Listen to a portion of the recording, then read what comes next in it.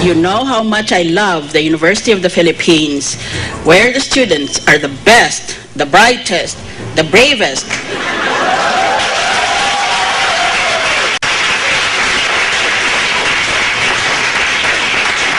The most articulate, and the most prone to self-delusion.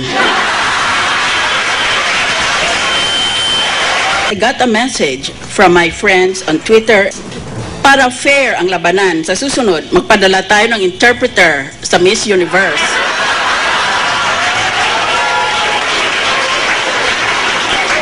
Ipadala natin si Senator Miriam Defensor. Why don't you try the following? Sana naka-off ang ilaw para tayo na lang mag-on.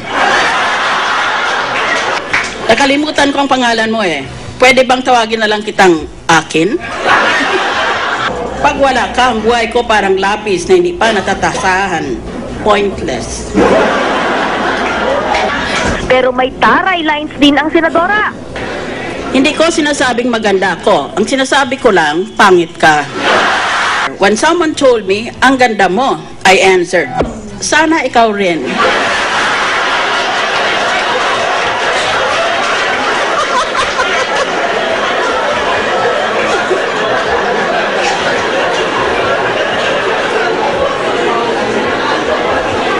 At the swimming pool, classmate 1, I'm sure lulutang ka. Remember in UP, PE is swimming. Classmate 2, bakit? Dahil payat ako? Classmate 1, hindi, dahil plastic ka.